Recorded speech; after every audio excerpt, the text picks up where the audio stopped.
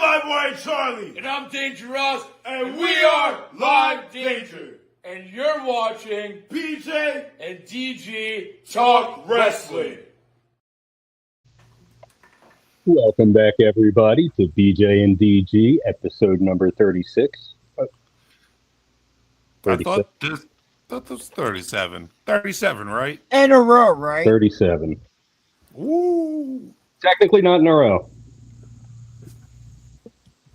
And you killed the joke. Way to be.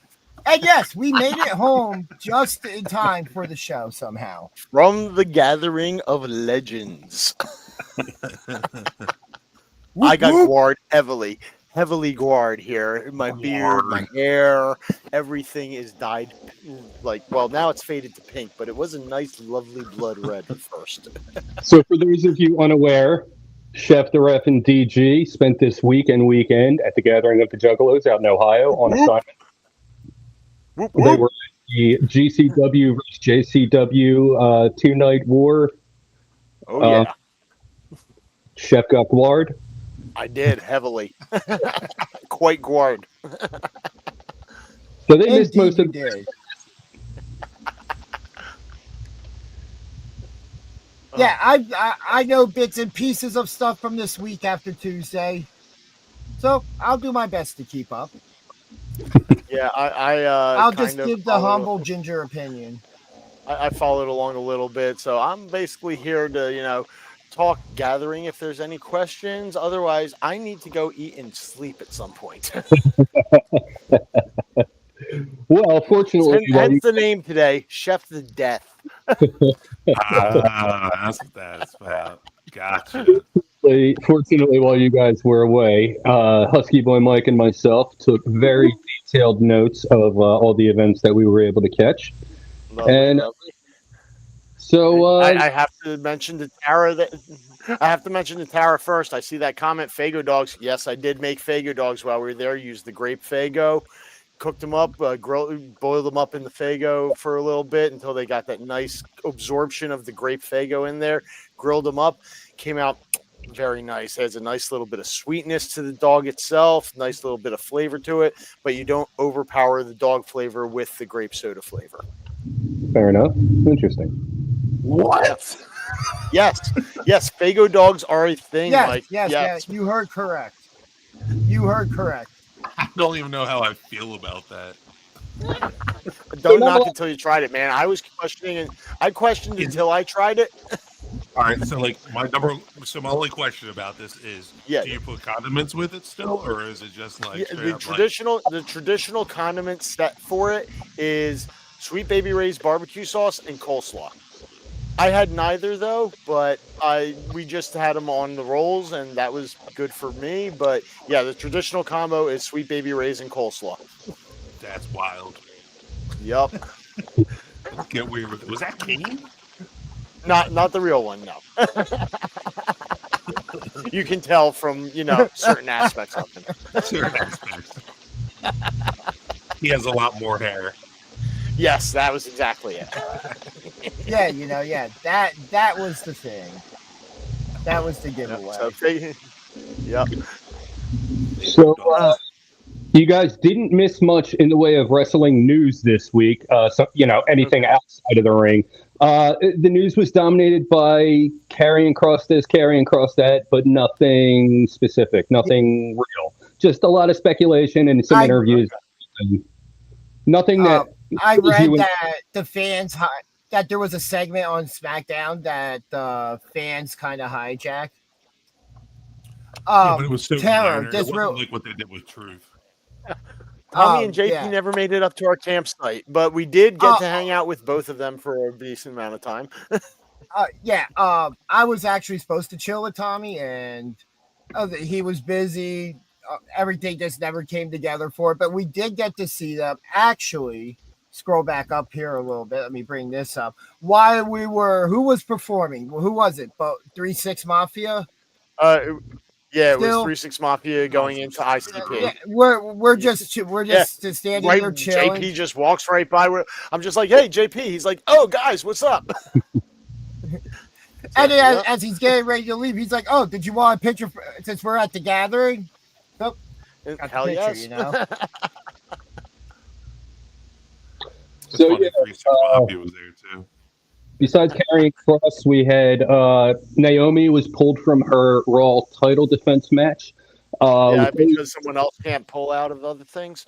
going to speculate is pregnancy. Moving on, Sammy Callahan retired. That's all I got in the way of news this week. More happened, but nothing really. It wasn't a big week for news. You know, like Yeah, that's fine. there wasn't a lot I that mean, happened. dude, a couple things that I guess I saw that I took out of the wrestling world is that Sami Zayn officially moved to SmackDown, and it's going to be in a feud. It looks like with Solo chasing that U.S. title. Talk about that. I'm just saying you're bringing up new stuff. You know, it's just interesting for me that That's story. Yeah, no, but that he was pursuing the world championship and then switched around to Rib shot. Whoop, now whoop. chasing Solo. Whoop, Go whoop. ahead. What's Take up, it from buddy? What's up? Welcome. Oh yeah, and then that happening as well. That So yeah, the that was a JC thing title, that happened. JCW tag titles are now in GCW. That's the last title for them to Yep. get back now. Yeah. Yep. Yeah. So, but yeah, Too Tough Tony did take back the JCW heavyweight title from Matt Tremont in a hell of a just death match. Nice. Yeah, and here's a shot of Jordan Oliver during night 2. New double champion.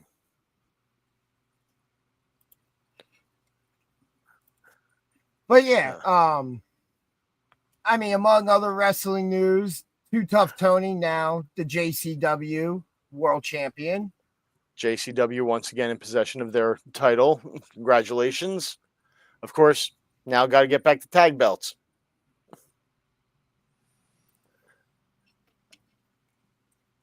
Yeah, nice photo here of him celebrating the confetti. That confetti coming down was insane. Mm-hmm. Yeah. Um, Not as just insane real- as like, yep. yeah, there was a lot of stuff being thrown in the ring on night 1 though. That was crazier than confetti. Yeah, between Masha getting nailed in the head with something and she was Yeah. pissed. She threw it back at the fan in front row and then just left the ring pissed off. She was ready to get in that crowd and go whoop somebody's ass. Yeah. Masha Slamovich is not to be trifled with on any level. That name No. cracks me up. I love that name. Masha Slamovich. Slamovich. So we Reminds me also of, got like, to see Nick Nemeth wrestle. He was not on the winning side this time, but hey, he put on a good showing and it was cool to see him. Yeah, that was actually the opening match of the entire thing. Oh, okay. We will, myself and Chef will be doing a full review as soon as we're slightly recovered with wasted like photos footage together. Is this my computer or is be this able to his? show stuff. No, that's his. Okay. Yeah. No, the you're talking like the Terminators. Matrix. Yeah, Terminators took over. Yeah, he like powered down. Oh no. Are you back, Ginger? I'm still here. Hold on. Okay. Yeah. There he is. All right. He came back from the Matrix. That was wild. That was like. I felt like the one. Yes, when the computers take But yeah, over. Yep. But yeah, we'll definitely be doing a full blown review of the wrestling shows Plus and, the whole and more gathering of itself. stuff. Yeah, yep. But yeah, the entire thing as a whole was freaking amazing. Oh yeah. Yeah. That's cool, man. How far of a drive was it? Not too bad, actually. Pretty much a straight burn across Pennsylvania on the turnpike, through that little piece of West Virginia and into Ohio. Took us about 7 hours total. Wow, that's not bad. Yeah. And I'm very happy with my car. Made it could make it through the entire state of Pennsylvania, not stopping once for gas. So I didn't have to get gas until I made it back out to Ohio. You have to go out there and pump your own. Hey, I'm fine with that. I wish New Jersey would let us pump our own gas. Then I would be in and out. I would be in and out of the gas station so fast every time. The only reason there's lines at the gas pumps in New Jersey is because we have to wait on the stupid attendants. Yeah. But imagine how horrible that first year would be. That's just People because we try have a to bunch of figure idiots. out what do I do with the, how do I? You know? Yeah, well, I mean, if you have any basic life skills, you should know how to pump gas. Yeah. Oh no, Well, I'm to be sorry. fair- The Drake Younger match was the opening match of both shows. Yeah, Nick Nemeth was night 2. Yeah, he was the opening match night too. Well, damn. You know, a lot Yeah. of it blended together, man. Well, Yeah, there. it In all sounded like it fairness, was I a think we. Juggalo of a good time. Juggalo of a we good got- time. I think we got at most 5 hours of sleep. Not even 5 hours, like 4 hours of sleep in a night was the most, and that was on an 8-degree incline hill. Ooh, Yeah, that was fun. it didn't rain, did it? It rained the first day, The first day. but that was it. So, yeah, found out the tent isn't 100% waterproof. So, yeah, I had to let my sleeping gear dry out. Oh, that's the Clown worst. this. Yeah. Yeah. Once my Rain sleeping gear slopes. dried out the next day, I was fine. Heck no to rain Ah. slopes. Yeah, what do we got here? Captain Heel, when you fill up your car all the way, tell me the attendant no mas o mas.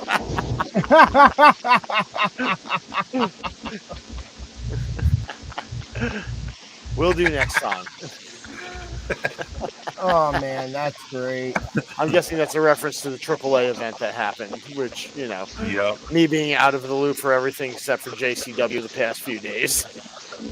I'll tell you what, the triple mania last night was probably one of my most favorite events of the year. All right. Like, it was corny, but it was entertainment. One of my favorite things I've seen from the clips has been from the Judgment Day match, and with the demon puppet with Mr. Iguana. And his, oh, that was so entertaining. That had me laughing. Just sitting there at the Demonico. campsite. Dude, Corey Graves was like, "It's Demonico! It's Demonico!" Or Demonico. Demonico, or whatever he was saying. But like, you know, I give him credit. Like, he really sells every single moment. That's like ridiculous. That's good. It was great though. Yeah, that was a highlight for me.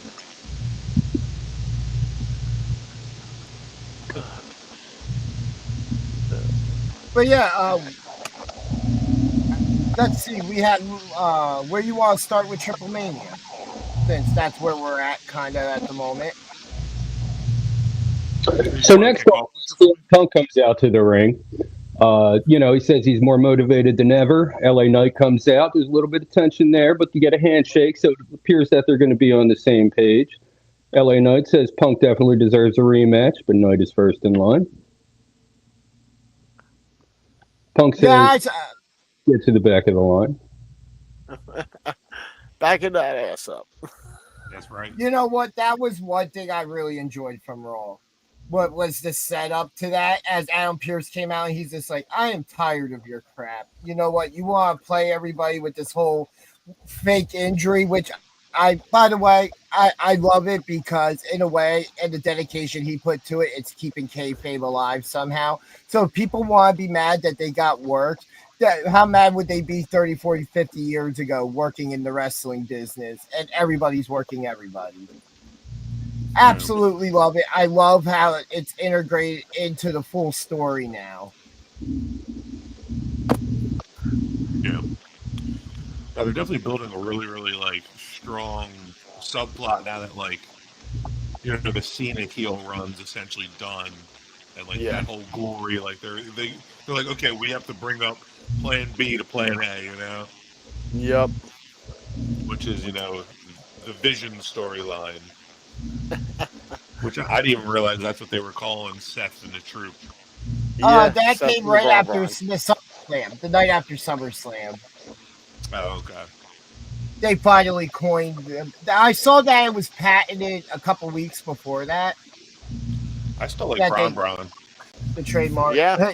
The Braun Yeah. Brons, yes. I like the Braun Perfect Braun. tag You know what I mean? team. Like it's just Braun Square. Yeah. Braun X Braun.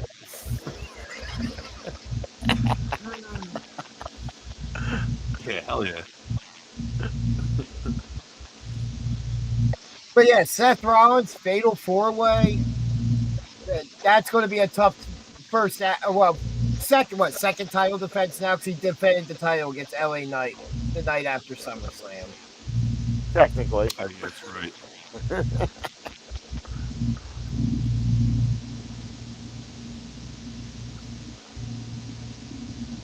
And then we All had right, the Women's World Championship match canceled.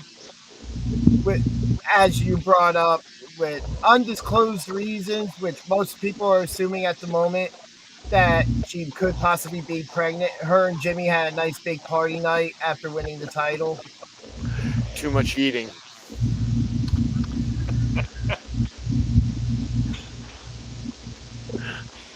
I saw a meme earlier where it was like, who's going to put Naomi out of her title reign next? It was like Maria, Io, somebody else, and then Jimmy. Yep. That's exactly it. Oh man. He just got like this little evil like, face. I know it. Oh, Jimmy. Couldn't control little Jimmy.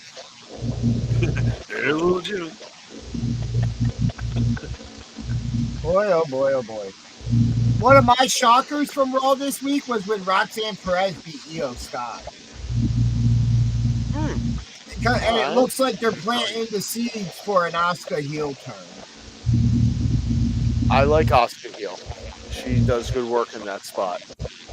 Yeah, because I know they're trying to push for like a little Damage Control reunion as well, but like, how far is that faction really going to take itself?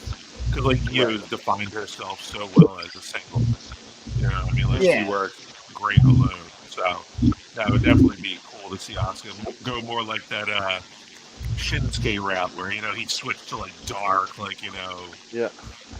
So, but like then the- where does that the leave evil Kyrie Shinsuke. Sane if we do that? What does Kyrie Sane do? Singles, or they make them a heel tag team and they both turn heel. Well, here, Kyrie is not going to be turning heel. It's just Asuka. Okay. Okay. Don't know where that's going or anything, but that's just what I've been hearing. Another Okay. thing, you had mentioned the Dark Shinsuke and Dark Asuka. We might have a Dark Bailey coming up after the vignette that aired.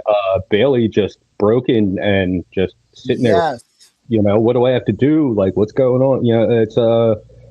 It's an interesting twist of character for Bailey, or it Yeah. could be. Definitely the Well, opposite that of a little hugger. witchy laugh at the end of it. You heard like a witch's laugh, like a like a cackle.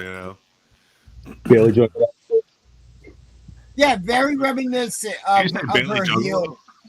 Yeah, that laugh was very reminiscent of her heel run during COVID time, Okay. where she was doing some of her best work. I didn't know she had a heel run before. Yep. Yeah. I wasn't watching at that time. I love throughout the show, just LA Knight backstage, like, oh yeah, you want a title shot? Well, I'm first. Like, different like backstage sessions. He confronted Jey Uso earlier in the night. He said that to CM Punk. I really like that aspect of it. Yep. Yeah. Another thing I was actually impressed with was how decent Maxine Dupree looked in the ring this week. Like, she actually looked good against Becky Lynch, and she didn't look like she was lost in the ring. And it's one of the first times I've noticed that with her, that she didn't look lost or super slow or anything. Like, everything looked good and crisp. And the crowd was into it for that one. Yeah. It was pretty split, but they were into it. Okay. Had AJ and not AJ. Yeah. He had a match that night. Yeah, there it is. AJ, Dragon Lee, Dom, and Grande. Yeah. What was it? Grande loads his mask and gets caught. Then Dom loads it. Oh man. See anything else? I like it was interesting that all came back around last night on AAA, which we'll talk about later. But Yeah. Monday night essentially played into last night. And then we had another after the tag team main event, which CM Punk and LA Knight win against Braun. You know, we get that big beatdown of all three. Like, I'm going to be honest, like, there's a thing when it comes to when you see some of these stables dominate. Like the Bloodline, they used a bit of different tactics than what the Vision uses. But man, these with how big these guys are, even 3-on-3, it's like, what are you going to do? It's more like 6-on-3. They are definitely dominant, and this faction has been very unique. It's more an extension of Seth Rollins. You know what I mean? His Vision. Right. That's why they are the Vision. Whereas the Bloodline was like an extension of Roman Reigns. So there are similarities with Paul Heyman being involved, but this one definitely feels very unique. And I don't know if they're going to expand. I don't know if they need to. I agree. I also think the entire stable's put together for Braun Breaker to come out of it as a top baby face going forward whenever that time comes. It's not going to be Bronson Reed. Right. Like he's great, he's good, but you know, we see it with guys his size. They'll compete for the main title, maybe they'll win it, and then they'll drop it like a month later. I saw a funny topic online where they were talking about how they should have Roman versus Bronson Reed, but instead of a Money in the Bank match, have his shoes up there and leave the ladder match. I saw a meme. I saw a meme, and it was Ulafala versus Shulafala, and it's them climbing the ladder to grab him. There you go. But no, it's very interesting because even though Bronson Reed's kind of being paired up with Roman right now, that just means they're saving that Braun Breaker match to be the last one before he gets the set. He's the one who's going to actually have to legitimately work back to him. Yeah. I mean, depending on how actually in the WWE Lesnar is right now, I would love to see that match. Braun Breaker versus Brock Lesnar. We'll get there. We'll get there, but I don't think we're going to see that for at least another year or two. Yeah, if Brock stays, a fire match. If Brock is I think there's other matches for him on the horizon after Cena. I think Gunther, Jacob Fatu. I think you're going to watch because Braun Breaker will look legit against him, but when you look at the height, that's going to become the problem. And Braun Breaker is going to have to be a baby face in that situation. You can't have the heel with his back to the wall. It's always the baby face. He's clearly the next target after Cena for Lesnar if he is sticking into it. But Brock Lesnar Fatu, Brock Lesnar Gunther, Brock Lesnar can jump to any show. And hell, you know what I wouldn't mind seeing just to give him a little bit of exposure and be interesting would be Obafemi versus Brock Lesnar. Hell yeah. Dude, Obafemi's a beast. Even in as long as he looks good in that match, and Brock Lesnar could probably work a bit stiffer with him to make their match look good because they're two big guys. And you would just stand them in front of each other. You'd be like, oh, that's somebody who might be able to actually Brock Lesnar. Yeah. I'd be for that. I would love to see that. That'd be a hell of a WrestleMania headline or some shit like that. Yeah. Also, we did not mention the MFTs making their Raw appearance, jumping Sami Zayn this week. Yeah, that's right. Which caused the show move for Sami to SmackDown because now since he took the world title opportunity away from Sammy, he's now going to chase that United States title, which should be very interesting considering I think at some point Jacob's going to want that title back. Oh yeah, and well, I guess we're transitioning into SmackDown now. Jacob, in a backstage segment with Jimmy and Sammy, pretty much said, I don't trust this guy. Make sure he stays out of my way." And so they're going to coexist apparently for their match later in the evening. Another thing from SmackDown, which was something we talked about before, but because he left to go do the new American Gladiators, The Miz, last week returns, gets a tag team match with him and Mello versus Fraxium.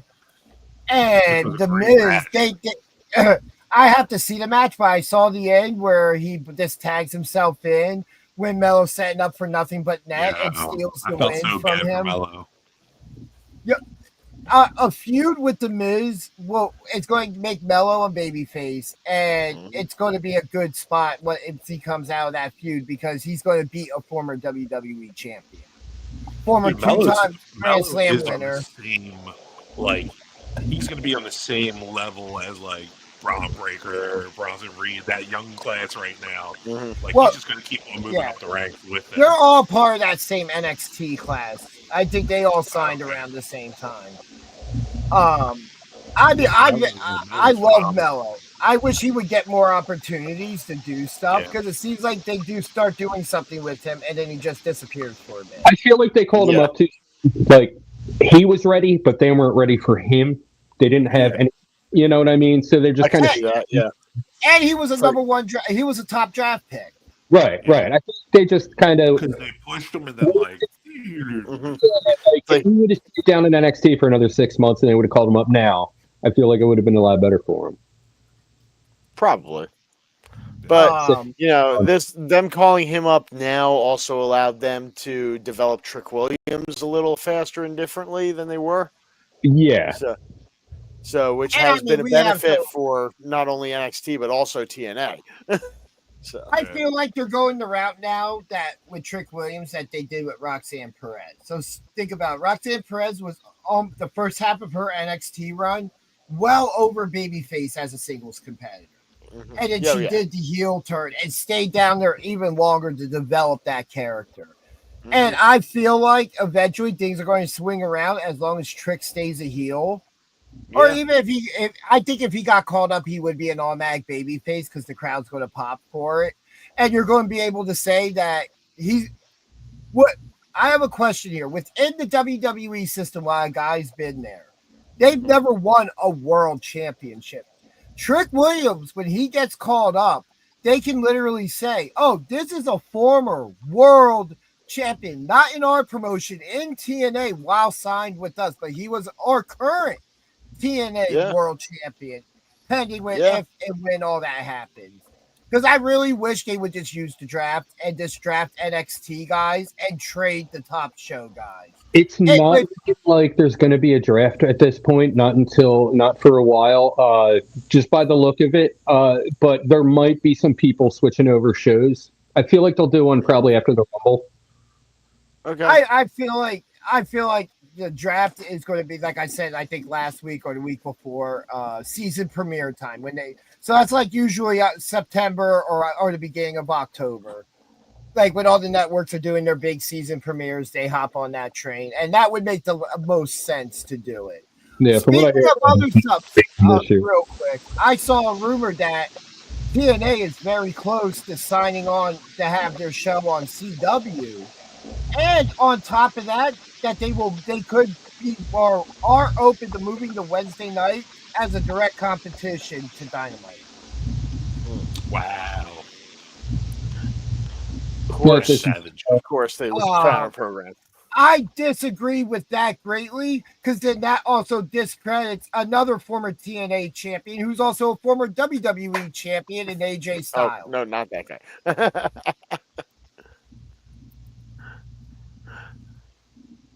Being a TNA champion does have its merits on main roster. No, but also within kayfabe, to be able to say that Trick Williams will be the first person ever called up from NXT being a former world champion in another promotion while within NXT and the WWE umbrella. No other person has done that. At least not in modern times. Maybe somewhere back in the Ohio Valley days or something. Well, no, not even. But even then, that would be their developmental still. Yeah.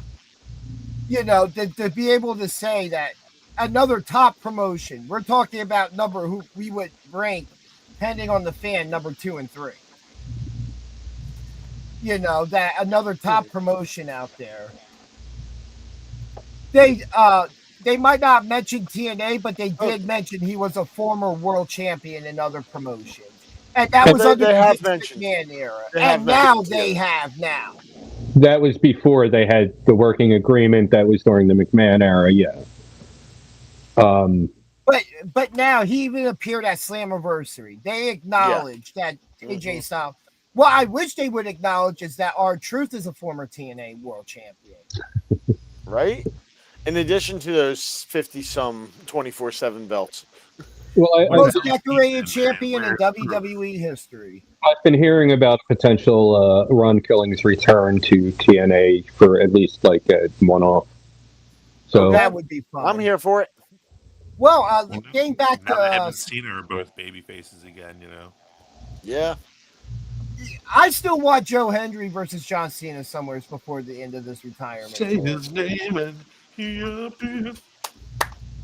But something I saw was interesting that I saw clips of was the Drew McIntyre promo from SmackDown.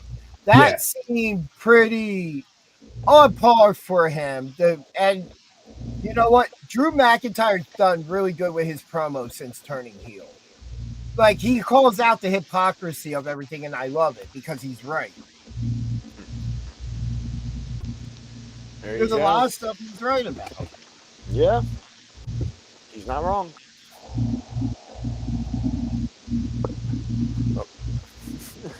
What did you guys think of the Street Profits and DIY? That tag team match from SmackDown. I actually didn't catch that one because I watched the clips on cable. I was watching the clips on YouTube and I didn't see that one on there the other night when I was watching them. So there was a spot where Ciampa almost hit, or no, I think it was the other way around. Johnny almost hit Ciampa, and they were and that was like an interesting, because it was so close. It really looked like it was going to happen. And then Candice, oh my God, Candice, I think she came off the apron and hit this Hurricane Rana on Montez Ford. That, oh my God, that is absolutely Sorry, that's right. my dog. Yeah, he's probably, my dog's probably letting me know that it's time for me to go. All right, Chef. Yeah, I am bouncing, gentlemen. I will see y'all later. See you next time. I will be back reviewing the full gathering of the Juggalos with DG there. Yeah, more information to come on the full review of the gathering and all that stuff. All right, Chef, have a good one. Very good match. Street Profits pull off the win. That Hurricane Rana from Candice was A+. It does feel like in the past month we've started seeing cracks in DIY, just in mistakes being made. Not necessarily them arguing with each other yet, but we see the mistakes being made. And you know where I stand on this. I want to see that feud that Triple H booked in at NXT on the main roster now. That's the only logical place for this to go. Yeah. I would love. They already faked it once, so you know, what I mean, like, why would they do a double fake on a feud? You know, what I mean, like, I feel like that'd be very unoriginal. Be like, oh, hey, we're just pulling another pump fake again. We don't actually hate each other. I mean, but that pump fake one was good to get the tag team. Oh, it was title. phenomenal. That was phenomenal. Do it again, like. Now they have to break them up. I mean, there's so many teams on SmackDown, like, there's no need for them at this point. Well, I see, like, you know, Raw's now starting to push more of a tag team format, it looks like. Seems like there's been more than usual. You know what I mean? So I don't know if they're just trying to get more stars on the screen at one time, or whatnot, but like it doesn't feel like as many singles matches have been on the on Raw. You know, I've said the same thing, but I could see the Yup. Street Profits being one of those cases where they're just a tag team, but they go back and do single stuff, and they're just not pursuing tag gold anymore. Like the And New so- Yeah. New Day. What did you guys think of the 6-man tag main event with Sammy, Jacob, and Jimmy versus the MFTs? It was good. It's predictable, It was- but it was good. It was good, but while I was watching that, my mom came over, and like, so my attention was kind of diverted. I was just like talking to her and looking back and forth, so I didn't really get the full effect of the match. But it was, what I expected. I saw a clip of Sami Zayn doing like the Jacob Fatu shoulder thing or whatever. Yeah. Oh, that was The little great. shake thing, yeah, after they won. I think that might have been when they went off air. Because I don't remember seeing that on the, or at least it wasn't on the clip that I saw on YouTube. I saw it on their Instagram.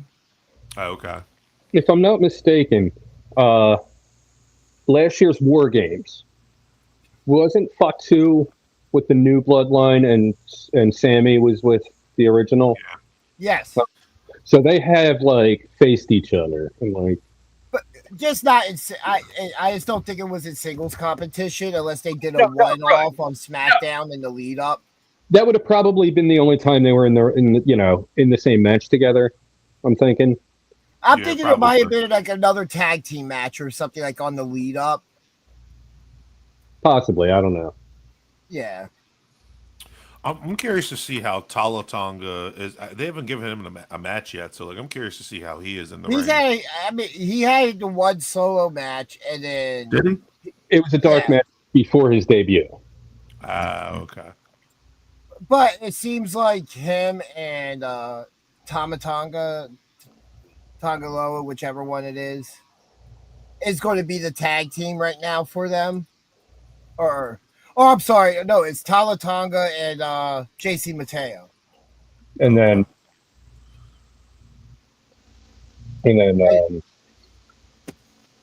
Tama Tonga. Which is really interesting. Tongaloa, Tongaloa. JC Mateo.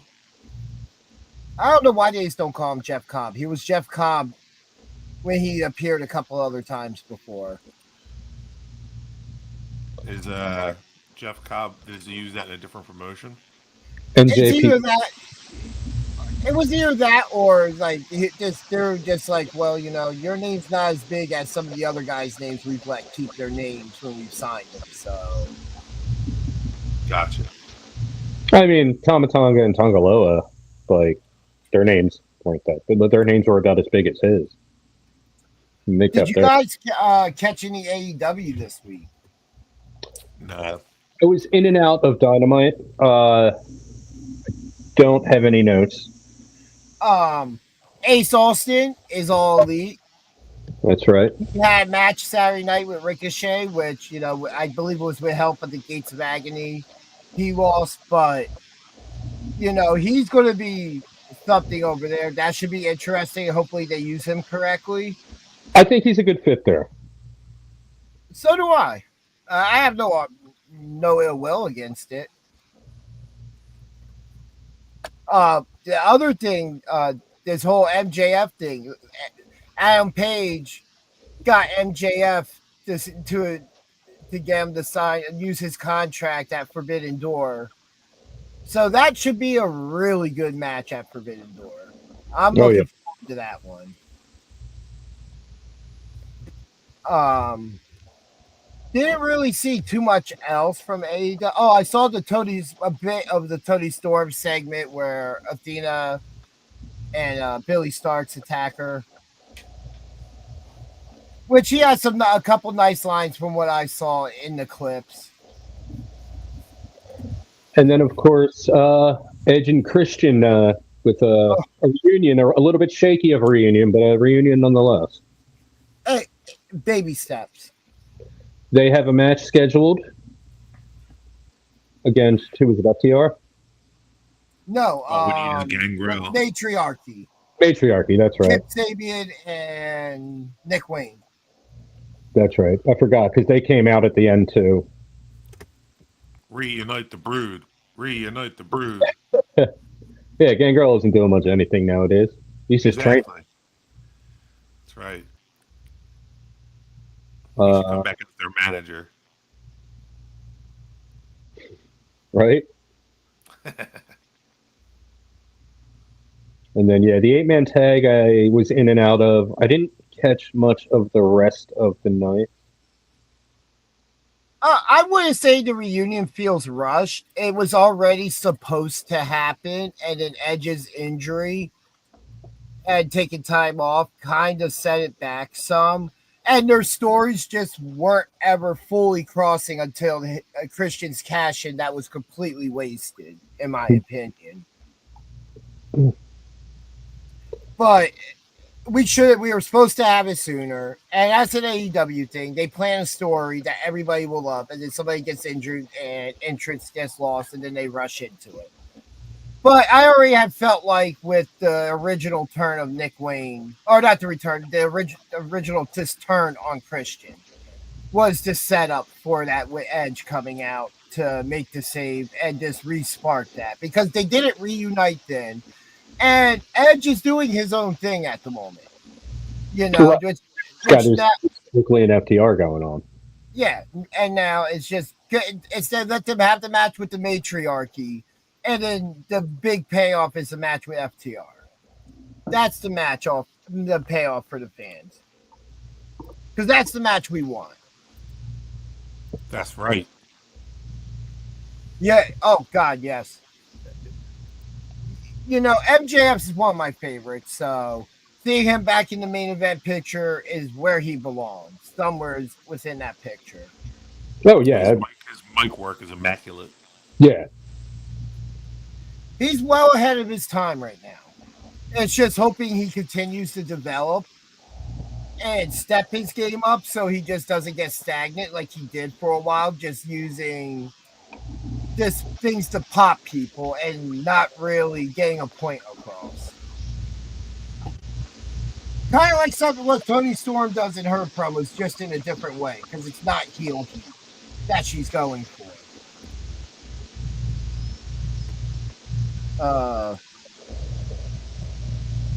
I think that it's going to be the who's the other team? Oh, Brodito is going to beat FTR somehow and get that tag title shot.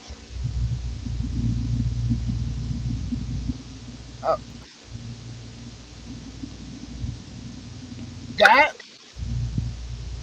but then my problem is you're wasting the title change, because even then, my problem is I feel like they wouldn't have the chemistry now at their age to defeat a Bobby Lashley and Shelton Benjamin, because they still look like they're on top of their game.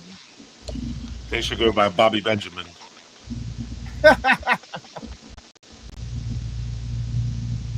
I mean, I'm all for them winning the tag titles, though. So that would be interesting. FTR beats the Hurt Syndicate, but then we're talking about 3 veteran teams. And MVP has recently had heat in AEW because he doesn't want to drop the titles. He doesn't want them dropping the titles to an established team.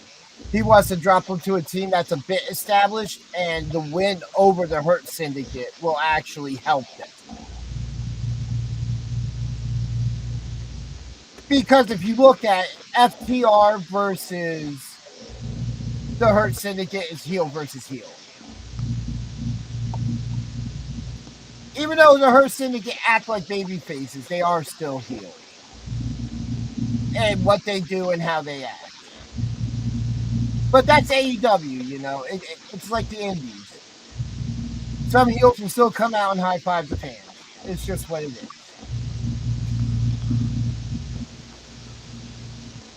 The Hardys still got it to a point, but they're not the same Hardys team that we saw in TLC 1, TLC 2. They still a lot, but they do still got it. Which, speaking of that, I can't wait for them and Team 3D at Bound for Glory. That match is going to be absolutely insane. I just hope Devon's healthy. You know, I've been hearing conflicting stories about his health right now, and I think most of it's physical, and he's been talking for a while about wanting to have one more match. And who better to have? The only thing that would make it more special is somehow getting Edge and Christian over there. And we Yeah. just somehow, yeah, that just like how special it would be at SummerSlam for the 25th anniversary of or 20th anniversary, whatever it was, of the original TLC match, and and having them just in the crowd. Like, That don't was even awesome. just have them there and don't put their names up or anything. Just Yeah. pan it and let us know they're there. wait, they were in the crowd though, weren't they? No, Yeah. they weren't. Yeah, they were. Edge and Christian weren't. No. I thought you meant Matt and Jeff Hardy, and Yeah, the Hardys and the Dudleys were. yeah, okay. Yeah, we had That's two what, thirds that's of what we them. got mixed up on. Your Yeah, I thought you were talking about but yeah, they were there, but they were wearing like the the fake nose with the mustache glasses. they They were were wearing under- the Americano masks. They were Americano. There you go. Confirmed that El Grande Americanos are Edge and Christian. I knew it. But yeah, TKO has secretly bought AEW from the cons. I don't know if AEW would have been cool with, like, even if they weren't shown on camera, just them being there, like, and not backstage, just like out in the crowd. Yeah, they probably would have been pissed. Yeah. Womp womp. So, what other stuff has happened in wrestling this week, gentlemen? AAA, man. That's the only. I mean, unless there was anything else from SmackDown. I didn't see TNA's pay-per-view over the weekend. I kind of saw some stuff for it. Trick retained. It was a lot of title retentions more than title changes. Fatal Influence failed to capture the tag team championships. What else? Who was it from Fatal Influence? Jasmine and Fallon? I think so. I'm not sure which two it was. Oh, why don't I just pull it up? Ryan Namath lost.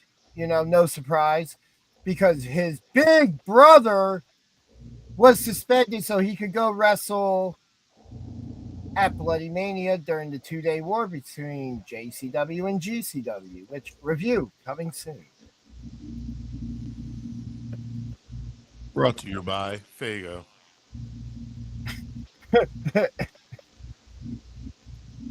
Among other things, good old gathering. It was a hell of a time. Hell of a time. I really can't wait to do this a full episode on it. That's going to be fun. Which I'm really debating that episode should probably be 18 and plus only. I would highly recommend that, because I might lift the foul language rule for this, because it might be the only appropriate way to talk about it. BJ and DG after dark. Rick Flag might be disappointed in me for it, but it'll be okay. It's all right. Use AI and put them in bondage gear. When we get off the show, I'll fill you in on more stuff. That's not appropriate for air currently. Womp womp. Sorry, guys. I'm no longer the bad guy. So, AAA, huh? Yeah, Triple Mania was actually, like I said, it was probably my most favorite PLE, or was it a PLE? No, it was YouTube. My most favorite event of the year. Honestly, it was really entertaining. Very, very good. Yeah. I know one of the first things I saw online from it was La Parca's entrance. Yeah, that was interesting. That was really cool. I saw El Grande's entrance, which just had me laughing hysterically. And the fact that everyone's just leaning into it and it's working. I remember when they first released it, all the backlash that El Grande Americana had, and now it's just like it's working. Mexico loves it. And, it's definitely a great image for the wrestler behind the mask, Whoever that may be. whoever that may be. What I loved about the whole show overall was that it wasn't as much storyline emphasis as it was in ring. Just not knowing a lot of these guys and not knowing of them and not having seen them, not knowing what's going on storyline wise, it actually worked to the show's advantage. I didn't have to know. The action spoke for itself. I do have to say, it's amazing how many of those wrestlers in that division go by the name of son of, El Hijo del El Hijo de. Well, also a lot of the gimmicks are passed on in family or to somebody they trust to carry the lineage of it. Like there's a few between how in our divisions, it's everybody has their own name. There's two names. I forget which two they are. But literally, the gimmicks themselves have been feuding since the late 70s or early 80s, just in different reincarnations of somebody else doing the gimmick. Was that the doctor? Was that the El Hijo, Dr. Wagner Jr. and No, they could be but no. This is one because they involved. They're not. They're both mask gimmicks. Yeah, they're both full. Dudes. Yeah, no, but these are full on masked characters, where it's two younger, maybe mid-range age guys now playing it. Yeah. But that was freaking. That was a good match. Yeah, what's it called? The Bardal Cup was what the Royal Rumble was called. The Bardal Cup. Maybe the Villanos are one of those tag teams that they pass on the gimmick generation and generation. Okay. Which, by the way, props to La Parka for going the distance, almost going the distance in that.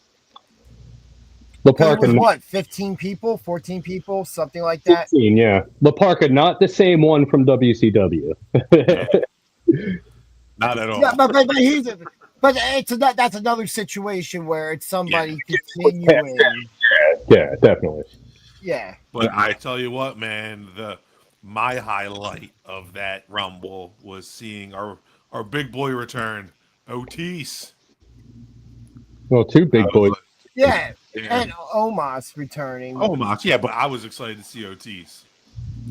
Yeah, he had all of the comedy spots in the match for the most part. Yeah. Although the one part with the one wrestler that's very Gold Dusty. Pimperney. Yeah, that whole segment was a little interesting. Yeah. But like I said, he got all the comedy stuff. Yeah. He's the good guy to give it to. I was kind of surprised that we didn't see maybe a Ray Phoenix or Penta in the match. Yeah. I was thinking the same thing, but we did get Cruz del Toro. We got Joaquin Wilde. A good amount of WWE guys. WWE. I can't believe they brought back Omos to this. I was like, he's a giant compared to half the division. It's a good spot for him because he's already been exposed to us here. But yeah. If he goes to AAA and he's just that dominant giant, he could have a better career there right now. True. Yeah, it's true. Yeah. Because we see him as that guy who, AJ Styles tagged with, and that guy who, Braun Strowman destroyed, And then, of course, the other highlight was Microman. Yes. Yo. Yes. I was not expecting that. What I saw at all. As soon as that music hit, I'm like, who's coming out? When I saw the clips of all that, and you see Microman go up behind him to the leg, what?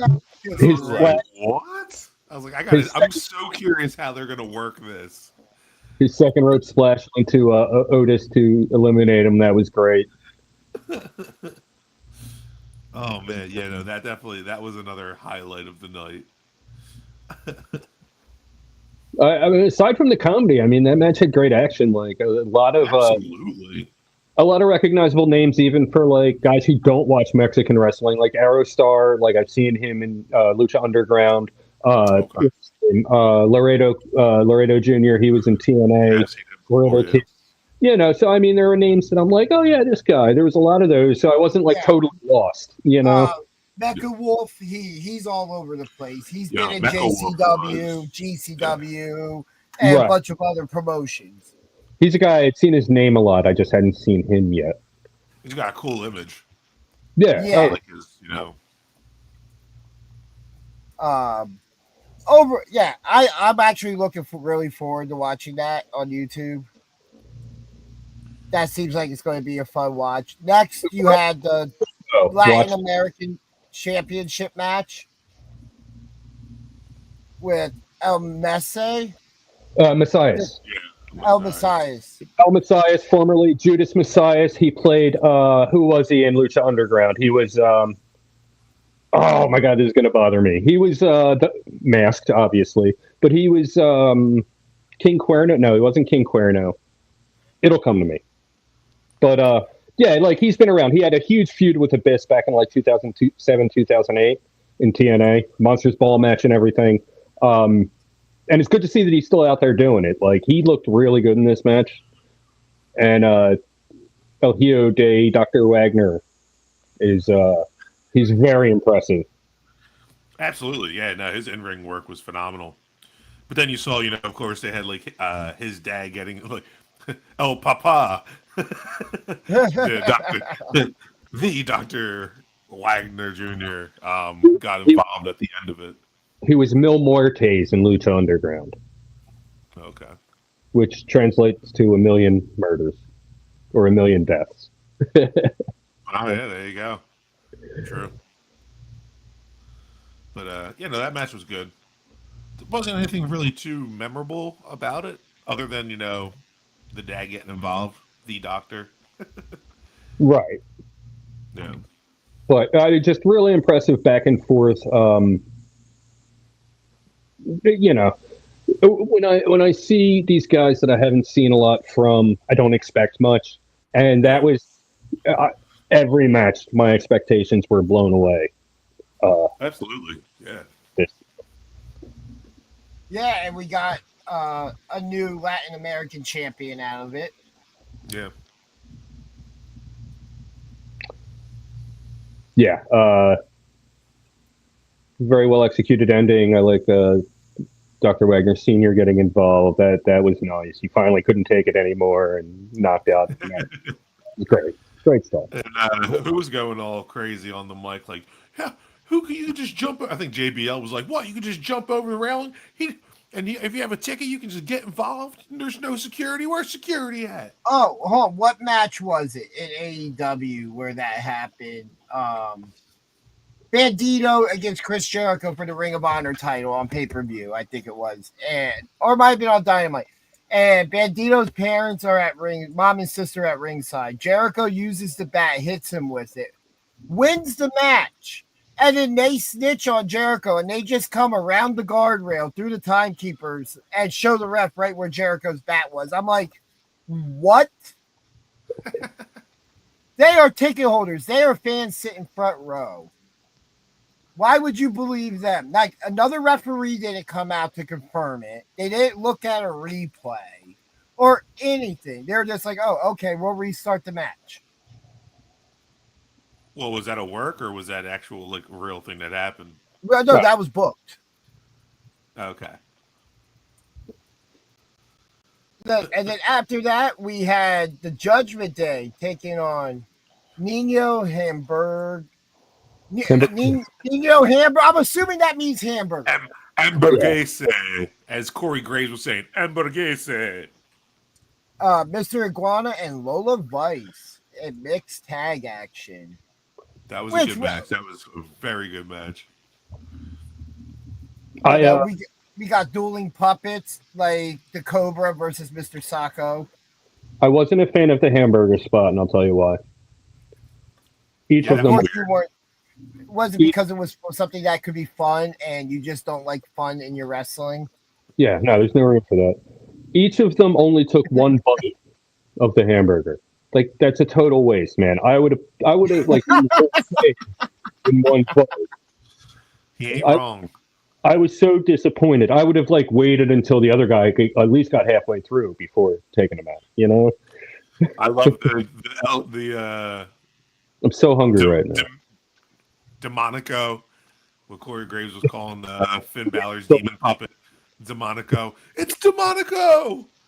Yeah, I saw that video on Instagram, and I watched that entire thing like twice. That was so good. That was great. Yeah. It was so unexpected. I think what really made it like so great and so entertaining because we always get like such a hard like Finn Balor, but we've been And getting a Finn little bit more Balor of a ate playful carbs. one. Yeah, we've been getting more of a playful one since Roxanne came into the Judgment Day and he's trying to do his Playful, little but behind the scenes stuff. What was that? Playful but still heel. Exactly. Almost like Miss That's why it Stevie. was great. Yeah.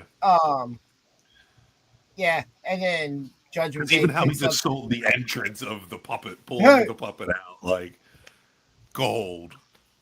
Yeah, and then we get after that AAA World Tag Team Title match: Psycho Clown and Pagano Pagano, yeah. versus Los Garza. That was a great match. Very, very A good. lot of action. A lot of action. Very, I'm a huge fan of Psycho Clown. very I Mexican I too. love his gimmick, Yeah. Oh yeah, absolutely. especially when he rips the one mask off and the front piece of that mask. Like nobody else has that. I never saw I've that never- before, so when he did that, I was like, "What? That was cool." The closest He thing I've did ever it during Worlds Collide too. Did he? Yeah, I watched that. I don't remember that. the closest thing I've ever seen to that is when who was it? CWO had the multiple pairs of breakaway pants on. no. Or the my favorite one is you get a guy coming out the crowd in WCW in a Sting mask, and he takes the mask off, and it's actually Sting. Talk about the ultimate swerve, right? It was me all along. Had you fooled, didn't I? You didn't think I'd wear my own mask. That's like a metaphor for WWE's booking right now.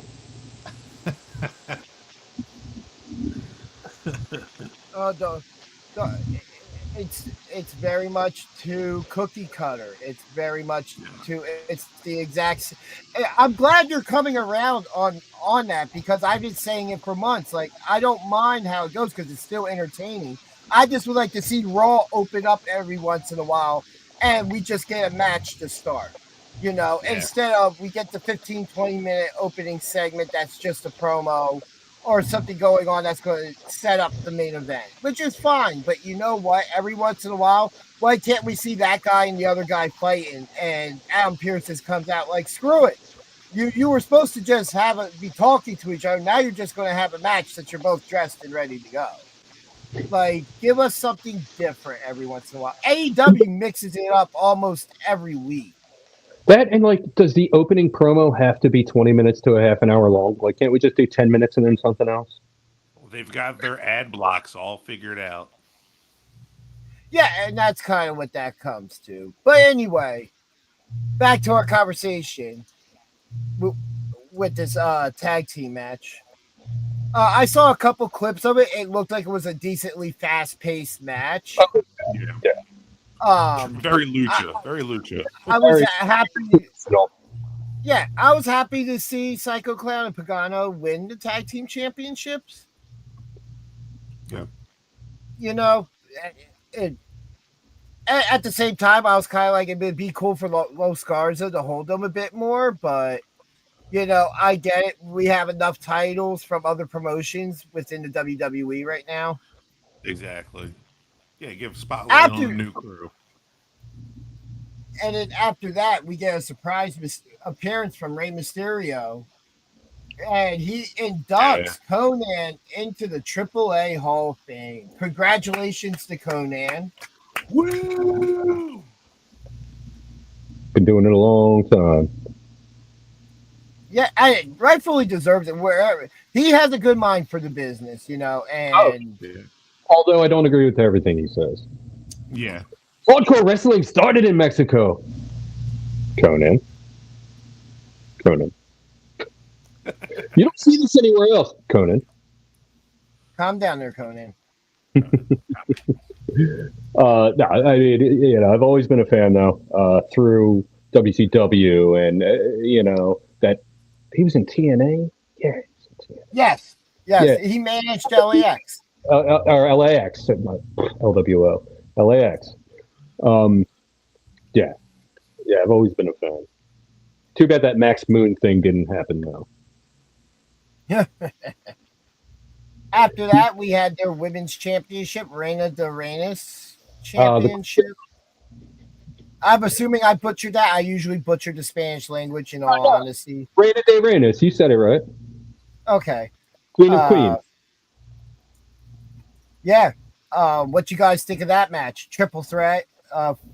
Flammer. Baby Apache my TV and was Natalia. My TV was on, but I can't really say that I was paying attention. And I'm just being honest. It was the cool down match, but it was very good for being in that position. Very for a triple threat match, it had your typical person A hits person B, then person C hits person A, then you know, like that had a lot of that going on. There was a couple times where it looked like Natty might be able to pull it off, but unfortunately that wasn't the case. Flammer retained, I think. Yeah. Good match. Yeah. There was a lot more you could tell where there was spot calling and missed spots. You know what I mean? Like, I mean, that could also be language barrier to a point, you know, styles clashing. There was actually one point where I think there was a miscommunication between the ref and Natalia. Oh yeah.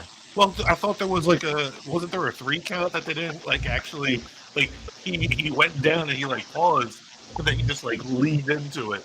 That was she never fully and he couldn't count the 3 because it would end the match, and he just threw the 3rd count, and everyone's kind of sitting there even Corey Graves is like, oh well, yeah, she got out a little late. Who? I don't know who. Whose face to be revealed?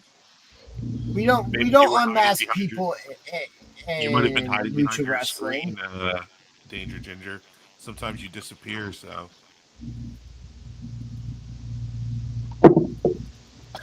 Well, I have ginger things I still have to do. Maybe he means face from Spo. I can't.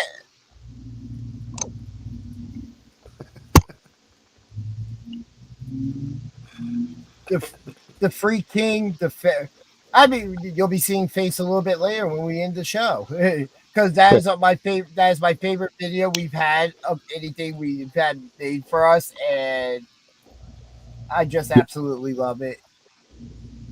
I just love it more because it's that good because it was so rushed, but that made it awesome. Yeah. I did not see this news. September 12th from Las Vegas, Worlds Collide will be returning. I'm glad to see that.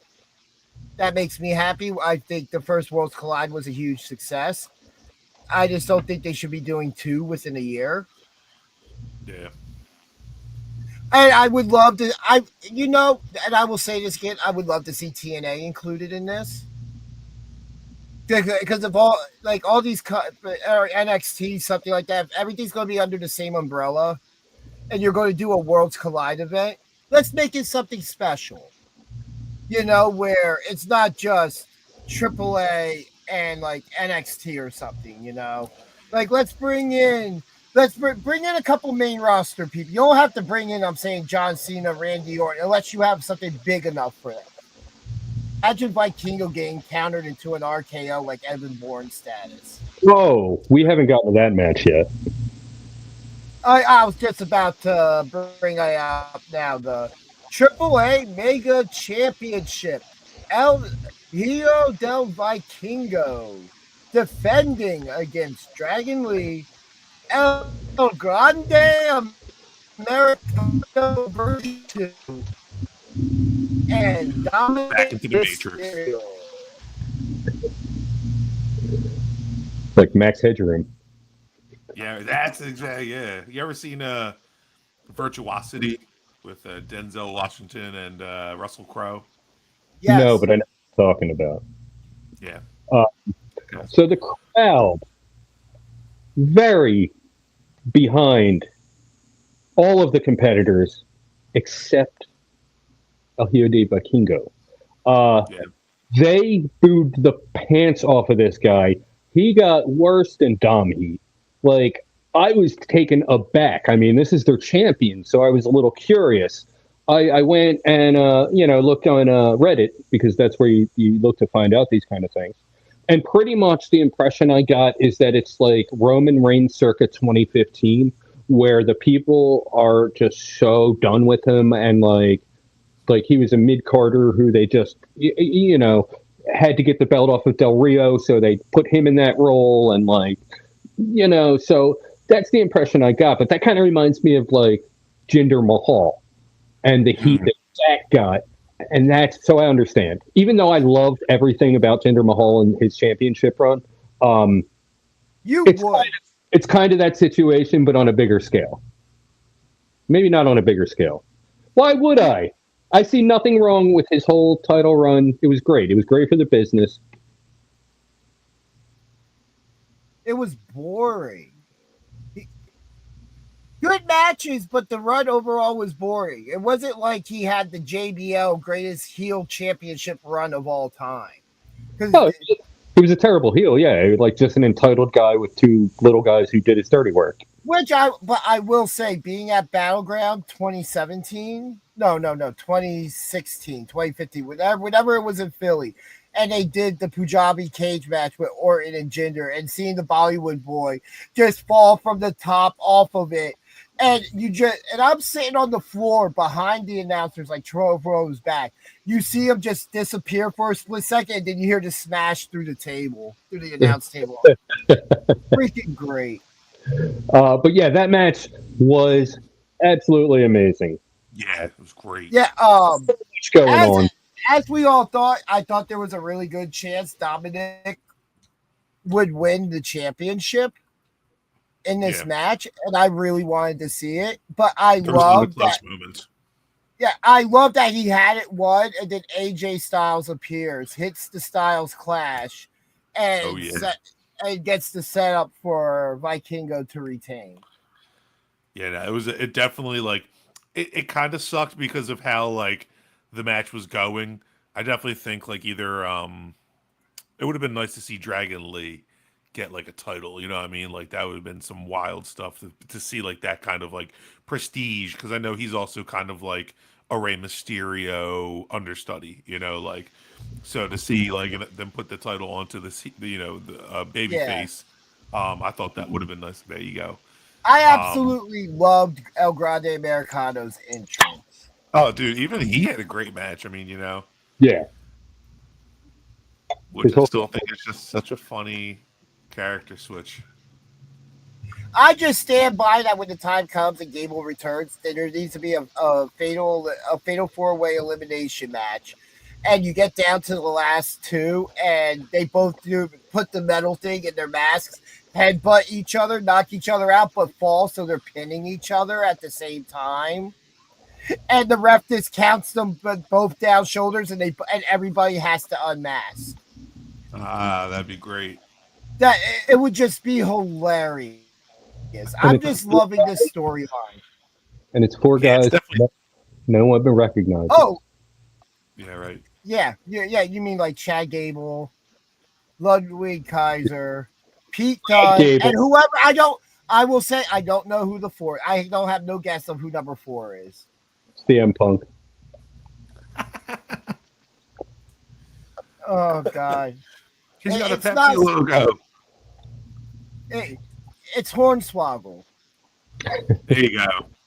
That's what they need. They need Microman to get in there and be one of these. And then Omar. The Yeah, other there you thing go. I was really impressed with, the same thing when Dominic appeared a month ago, starting to set up him being in this match, is how insanely over Dominic is there. Oh, Yeah. Like he has the cheers of a face, like he did when he joined the Judgment Day. It was with Rhea and Damian Priest, and how loudly he got booed. He gets cheered there.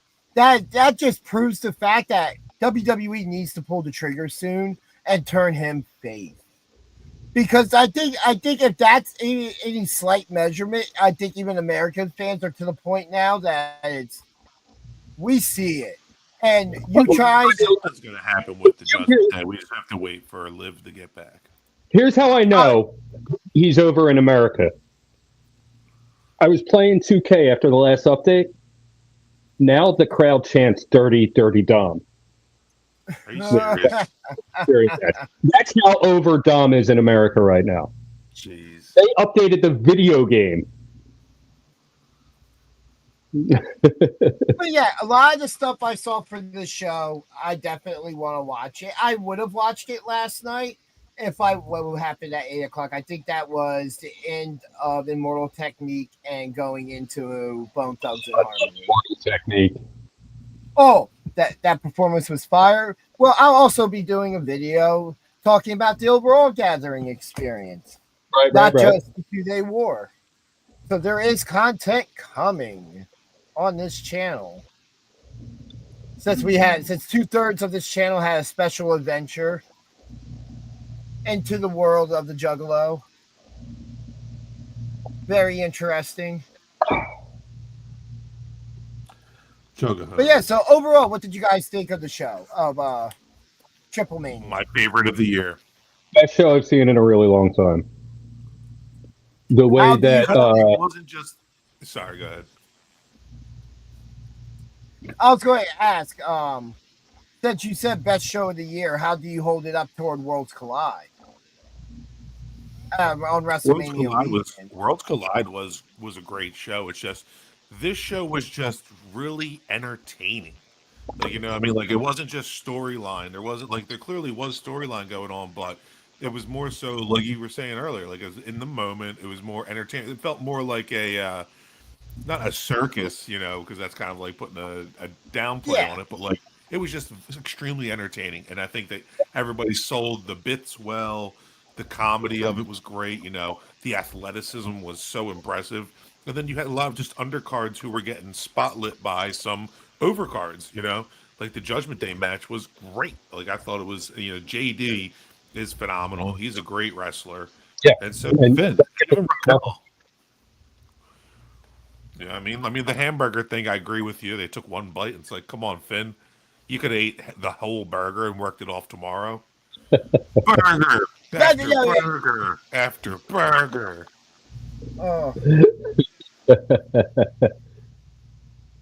which was, as you were saying before we went on air. Oh yeah, that apparently Sheamus is taking credit for that line. He says that he gave Drew it when he came back and was like reading all the online stuff, and he's like, "I gave Drew that line. I made his career." I saw the video. I was like, "Easy there, Shamus. Easy there." Sheamus. I would love to have been in the room to hear that conversation and them like laughing about it. Yeah. Well, it's on YouTube. Like it was like a sit down, like actual interview thing. I don't remember who it was with, but No, I mean like when that actually happened. that audience. Yeah. I'm just like, okay, check that ego, Shammy. another thing I saw in wrestling this week was Harley Cameron returned on Collision this week. Yep. Glad to see that.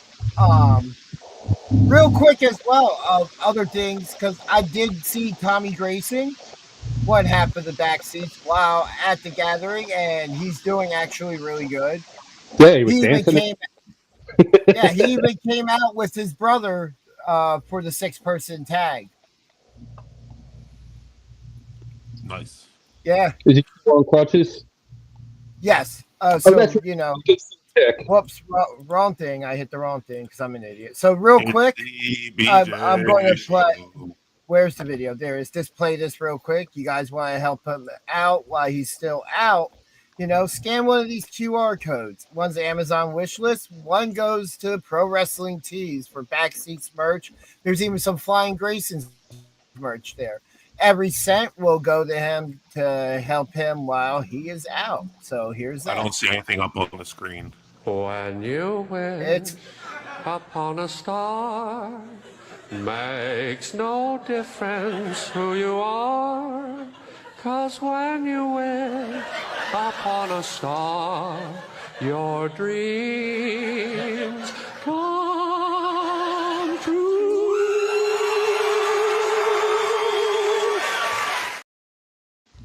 Say it.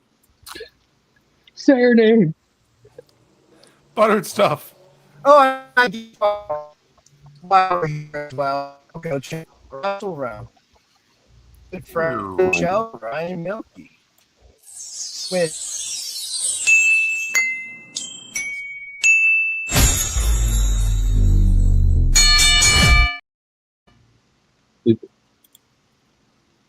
then Wyatt Wrestling Club. Go check them out. They do live streams of shows and recaps. So check that out. I think either you were breaking up a minute ago or like something's weird's happening in my brain. Nah, he matrixed out again. I don't know. I got home and got on here.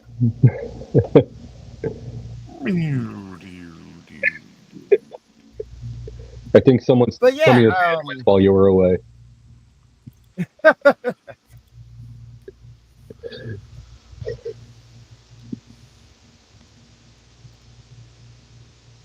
But yeah, otherwise, anything else that stuck out from you guys this week, wrestling wise, that we didn't talk about? Now, we covered a lot, like you know. that? It was an eventful week, but I feel like we touched on everything, you know. Yeah. I mean, Definitely hungry, so that works. there's a lot that I didn't catch this week, but you know, just skimming through, it wasn't really, you know, like not a lot happened. Like, you know, storylines advanced and everything, but there was nothing really out of the ordinary that went down during the week. Oh, some of those videos I was looking for earlier have now uploaded. So I'll show this real quick. So I can actually show this real quick. Hold on. Are you sure it's clear content? Yes, I've watched this video a couple times. I even posted it on my story on Instagram last night. There's no juggling. Juggling jugglers. This is I was telling you before the show, the walkway. Oh, that's cool. Which I will mute it though, just like for language purposes. Don't slip. Yeah, this whole place was nothing but hills, and all I'm going to say is F them hills. Yeah, like this whole path that's going all the way around this had the glow sticks and stuff. It was just really cool. And then the little hopscotch thing.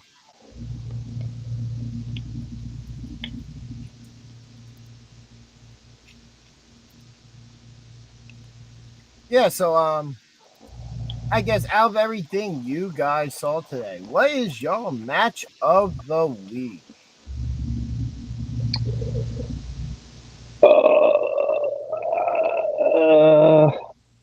If you would have asked me Tuesday, I would have said Roxanne and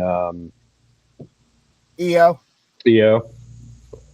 But after yesterday, just wow. There are so many matches on that show that could have been match of the week. Let me get the list up. That's a good point. I'm gonna go. Yeah, that Fatal 4-Way for the AAA Mega Championship was just great.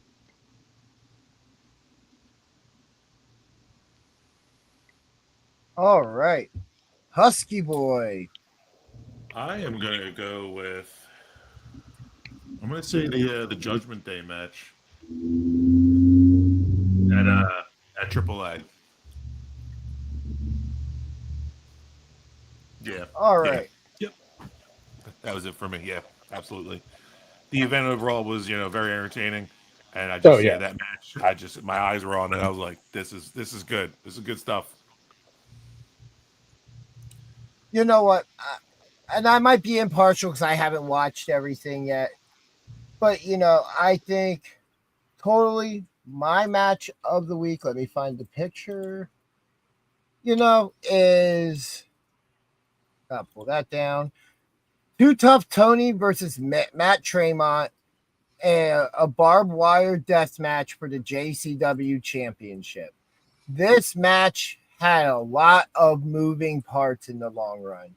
You had Brett Lauderdale come out and interfere in the match, he came out with somebody and they took out the ref. They took out Jeff the ref, which I got to meet him. Very cool guy. Brett Lauderdale, for those of you who don't know, is the owner of Game Changer Wrestling. Yes. And this whole event was built around a war between Juggalo Championship Wrestling and Game Changer Wrestling. Matt Tremont was the JCW champion going into the match. I didn't realize that's what GCW stood for. Yeah. But yeah, it was awesome. It was amazing. There were a lot of big, painful looking spots. Nick Nemeth and Atticus Cougar was pretty good as well. Like, it wasn't what I expected, but this whole show had moments. It had Mr. Kennedy returning, coming out to as Mr. Kennedy. During the show. Kennedy. Justin Roberts appeared during night one and did ring announcing. Like, the APA appeared during this show and helped Shane Mercer win his match. It was just so awesome. Flew from Ohio down to Mexico within If you guys would like to watch this show, I believe it's available on Juggalo Championship Wrestling's YouTube page as well as Triller. Here's this photo here. Wait a minute, let me see if I have a. Oh, hold on. That's the photo right there. Oh, wow. Jeez. Let's see if I can make this full screen here somehow. Maybe not. On here, nope, I can't. Looks like he's riding a rocket. Yeah, that's a tube, a bundle of light tubes. Like you should just put a rocket underneath, like AI it to put like a rocket launch off. And if you look carefully, there's that nice backseat banner right there. Wow. That's very nice. They had a lot of cool banners. They had cool banners hung up, like 2 in each corner. A lot of them were really cool. The dude doing his Sabu tribute there. Yeah, right. Oh yeah, that was Shaggy. Oh, okay. Shaggy and Jay were both doing it as he jumped off the top rope with the light tube.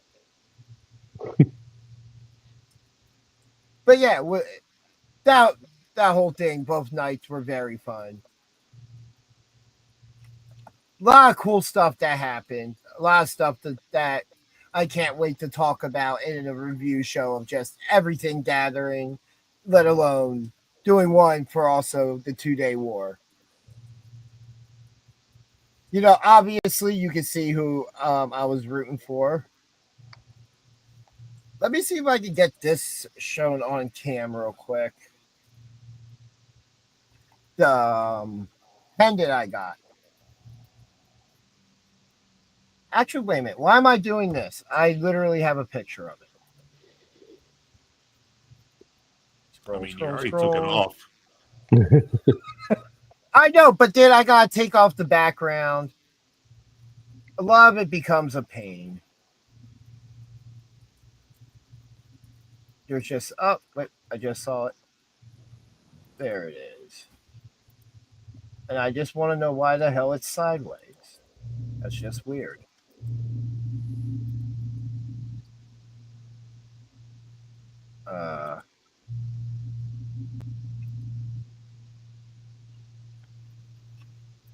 There we go. All right.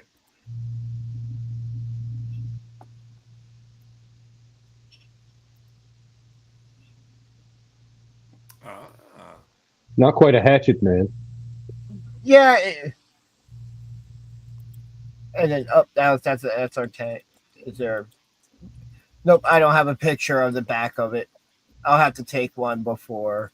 Yeah, that was a whole book that had everything gathering related. It had the history of Bloody Mania. Pretty cool. I can't wait to sit down and actually give it a good read. Hell yeah. But yeah, it was an amazing time. Lots and lots to talk about. They had gladiator combat too. And you had to sign a waiver that people could get in the ring with like American Gladiator style weapons. Oh yeah,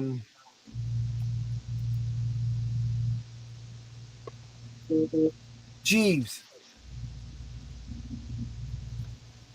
used to be with Brian Wellington. He's now with Caleb Conley. Right, yeah.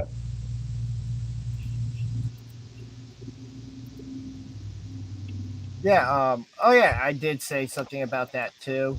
Met Jeff the Ref. Very cool guy. Tarzan Duran. Dude, he was everywhere the entire time. I had to see him so many times just hiking around. That's what I would do.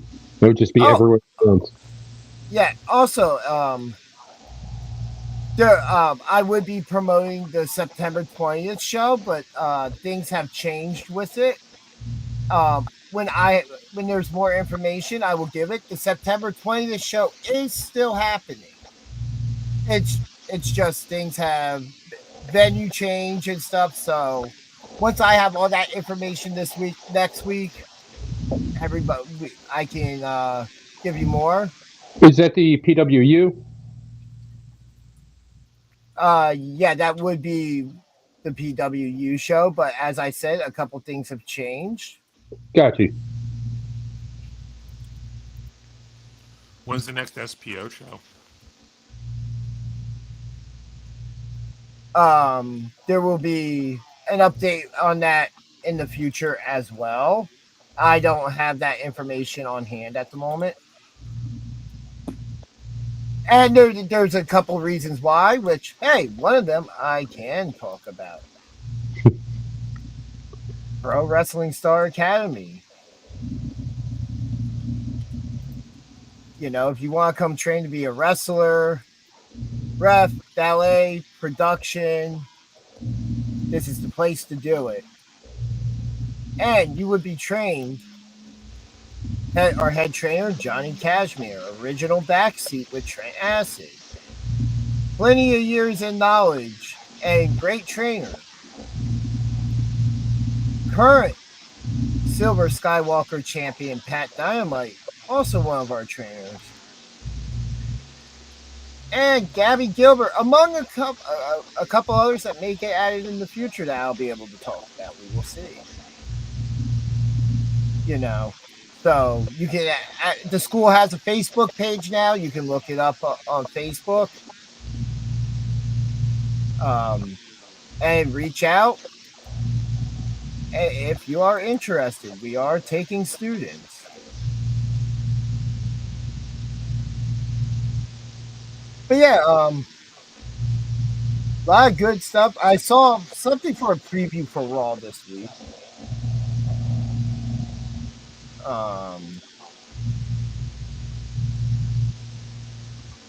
See if I can find it. Because Adam Pierce posted something about it. But, you know, apparently social media is faster than WWE's own website. However that works. I do know Naomi is appearing this week. To relinquish the belt. We'll see. That's my thought, but we will see. From other stuff that's going on this week that you guys saw, anything you might be looking forward to this week?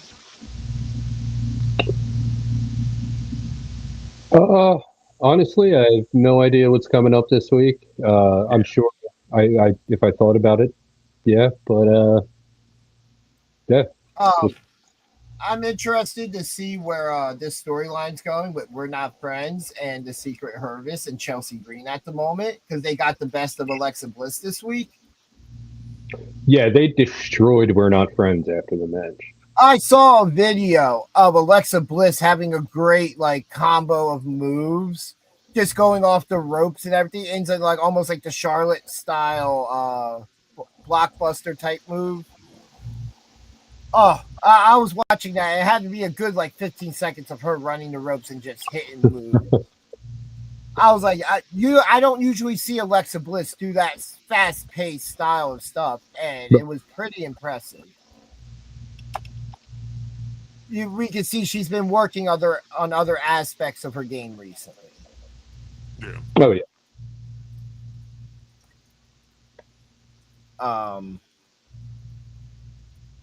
Yeah, I'm tired, so it's been a Well, I'm hungry, very so long let's wrap it. weekend. Very long weekend. Some sleep here, Indeed. some sleep there. Waking up between 7 and like 8:30 every morning just because it was getting warm that early and could no longer sleep. I'm looking forward to see how this whole thing storyline now with Seth Rollins having to defend the title at Clash at Paris continues. I know Roman has been advertised for it. He just doesn't have a match yet. I'm assuming that's Bronson Reed. Yeah, probably. I hope Braun Breaker somehow gets a match on the card as well, because it would be interesting to see all three of them have singles matches and all three of them win. It's just who would be Braun Breaker's opponent if every other person involved in this story at the moment. LA Knight, CM Punk. Jey Uso are all in the Fatal 4-Way. Yeah. So who would, unless Braun Breaker doesn't get a match? Yeah, no, that's pretty much the whole upper card we've already named. So yeah, I don't see him getting a match. Unless it's a tag team match with like Roman and somebody. Oh yeah. Let's just put the Browns and gets another tag team of Roman and somebody else. I mean, that I wouldn't put it past them. You know what? I wouldn't mind seeing as a team if it were to happen. It's just completely random, and because it's Clash at Paris, you're kind. Even though they already blurred the brand split lines, but this more of a blur because of PLE and something special. What if it was Braun versus Roman and Jacob Fatu? Yeah. Like that would be interesting. That's 4 good-sized guys in there just beating each other's ass. And you get kind of the idea that the last time we saw Bronson and Jacob in the ring together, they both got injured. Right. In War Games. Oh, no, Jacob got injured in War Games too, right? Yeah. Braun, Jimmy broke a toe. Yeah, Jimmy, Braun, and I think Jacob. Maybe not. And then Tongaloa or the other. I think Loa. it's Tom. Yeah. Yeah, so I'm hoping for another Sheamus Rusev match this week because I can watch them just beat the crap out of each other every week. And So over it. They can go out there and how hard hitting and stiff they are with each other. It doesn't look like a normal match. It literally looks like they're kicking each other's ass. And you know what? It is entertaining because that's how good they are to me. Like, I get it. There's burnout factor there. But, they're going to end up paying that off with something good because it's not going to be a normal match we get for that blow-off match. We're going to get something that should create the Gulag match.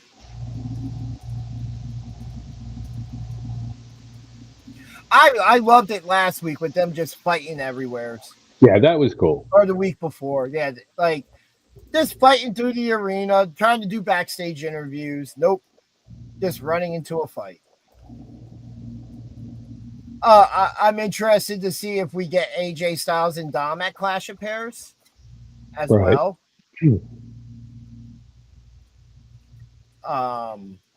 Yeah, we forgot to mention AJ interfering in that match. I brought it up.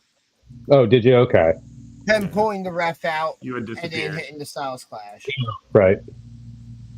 I was on another plane of existence for a moment. Yeah, that happens. Sometimes you gotta go meet God real quick. All right. Well, I feel like we covered everything. Yeah, now it's just time. Nothing else much to talk about, huh? Nope. We're only at an hour and 40 minutes. What's going on here? I'm This is leaving. what happens when we stay on track. That's not cool. Bye. I'm out of here.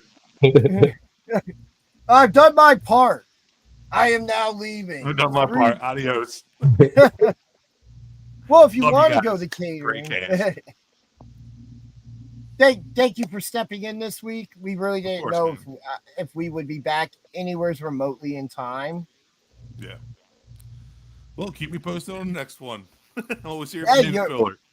Hey, you are welcome back anytime, sir, to come just join the panel and have some fun. All right, gentlemen. Have a great rest of your week. All right. I'll talk to you later. You too, sir. You too. Well, I guess that wasn't supposed to pop up right away. But it did. So that's what happened. Deal with it, people. Yeah, it was the right week for you guys to like be away and not watching everything because there wasn't really too much big that happened. I definitely want to go check out Emergence as well. Oh yeah, definitely. Real quick as well, since we're here. Happy birthday to Danhausen. Happy birthday, Danhausen.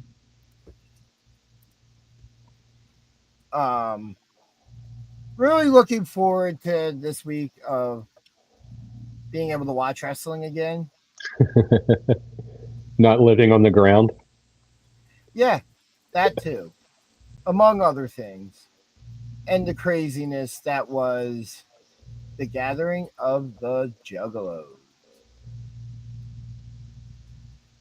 But yeah, whole thing was a lot of fun.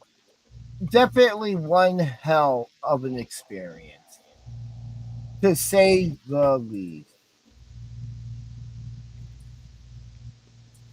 I'm sitting here scrolling through photos to see if anything fun to show. As little previews of much more we will be I will be talking about in the future.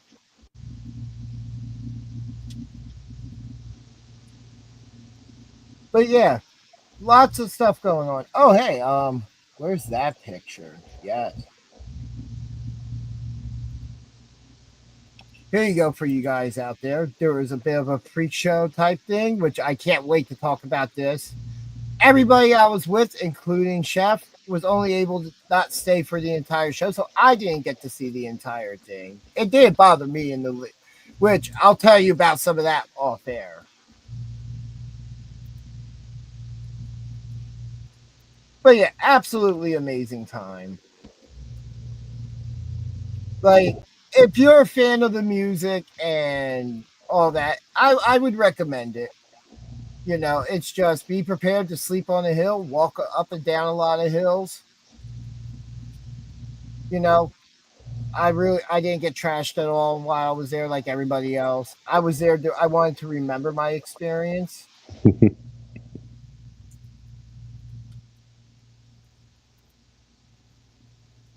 Yeah, that's if I were to go to something like that, I feel like I would only drink like maybe like one night out of the experience. Well, my problem was too, even if I was going to, it was way too hot.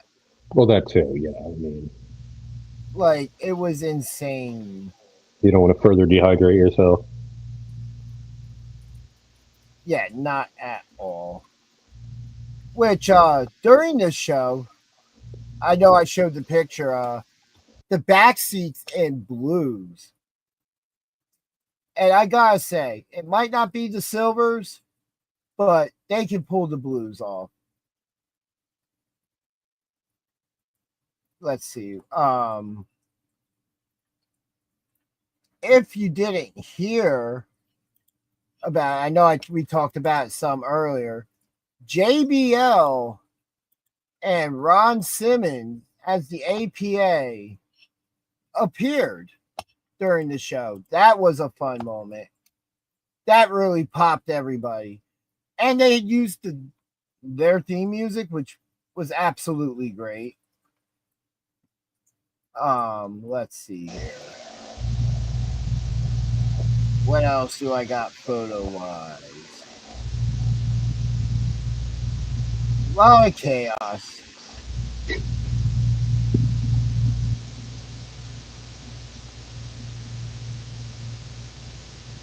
There was a pre-show battle royal of a bunch of guys that JCW did a turnout, which I will somewhat talk about. It started raining like halfway through the turnout really bad, so we went back to the campsite and sat in the car. It rained for like a good hour.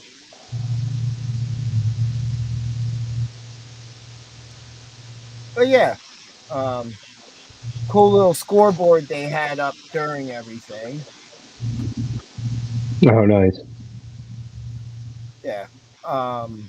Give me one moment.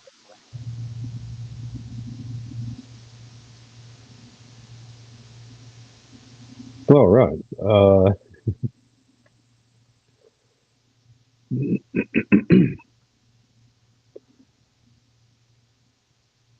Yeah. I'm really going to have to go back and watch the event. I saw a couple clips, but it didn't do anything justice. I mean, there's so much that, so much that went down. Definitely going to have to go back and watch the event.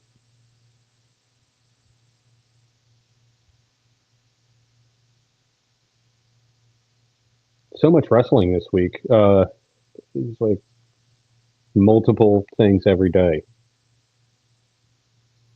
Yeah, it was to where maybe not a lot happened, but a lot still happened. Yeah. Come on, there we go. Just one of those things. Not a lot of news, more like in ring and, stuff like more events and everything. Oh, hold on. I'll show this real quick. Oh, not that one. No, I'm not going to show the 3-minute one. Save that for later. So I'll show this one.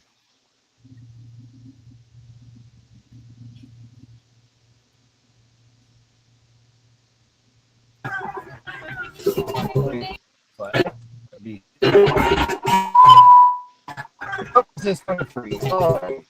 And that's probably because,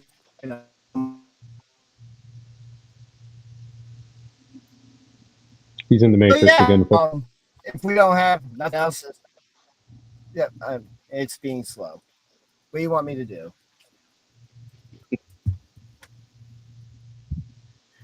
Anything else you got this week, good sir? No, I think we pretty much covered everything. Yeah.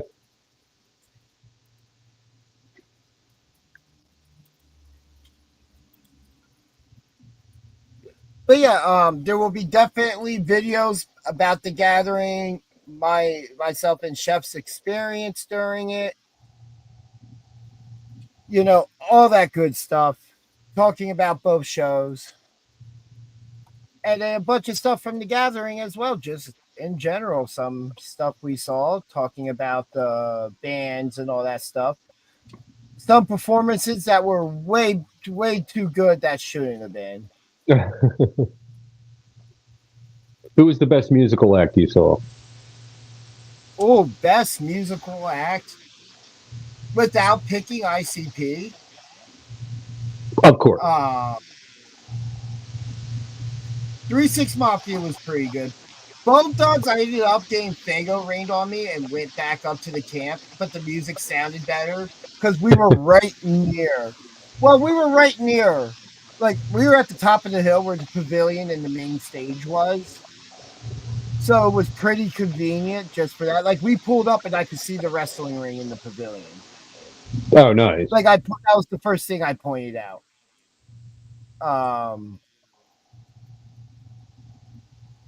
It was just a lot. Immoral Technique was good. I really enjoyed that. I enjoyed a lot of the musical performances. Mayday, I actually enjoyed. Lardy B. I didn't know what to expect from that, and that was absolutely great. Gwar was great. Let me pull out, see if I can get the show. The book. It's like the program for everything. Let's see here. Let's rejog my memory here. Onyx was really good. No, I would love to see them. Waka Flocka was good. I enjoyed that. Tech 9 was good. Ouija Mac was good. This was my first whole concert thing since before COVID.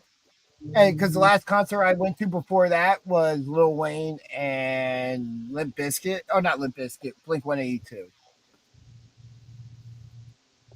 Yeah, I haven't really been to a show. I've seen bands at AC Beer Fest, but that's like about all. You know, so they're like short sets. Actually, no, they had like an hour and a half set. But yeah, that's like since before COVID, that's pretty much all I've been to music wise.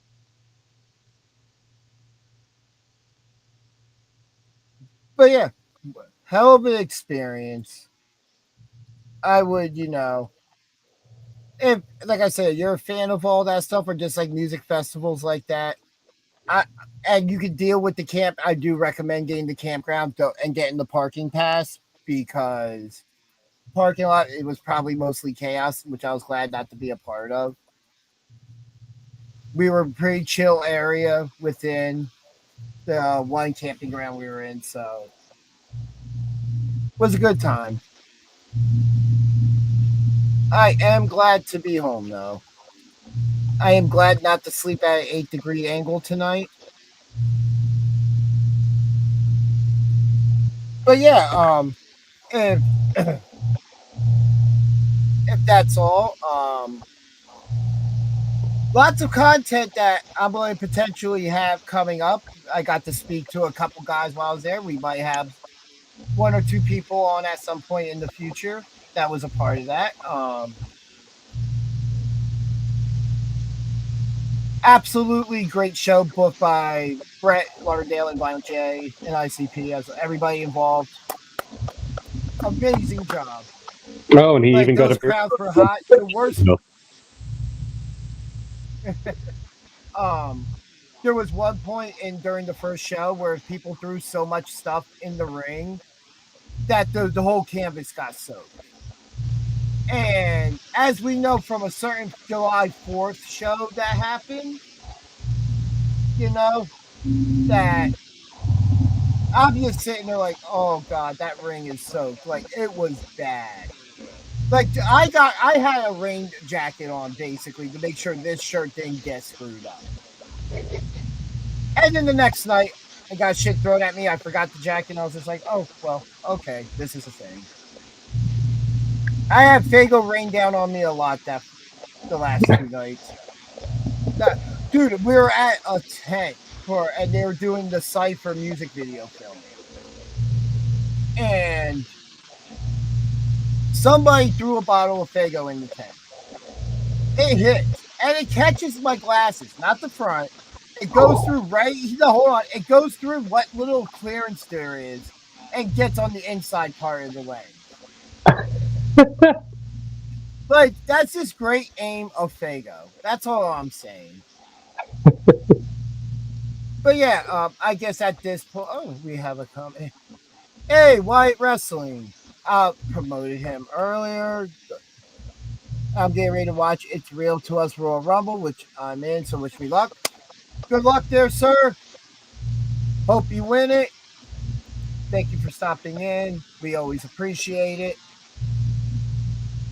But yeah, guys, you see stuff online. I do recommend going and checking out day 1 and 2 of the 2-day war between JCW and GCW from The Gathering. I have to watch it because there were certain things we just couldn't hear. A couple video packages.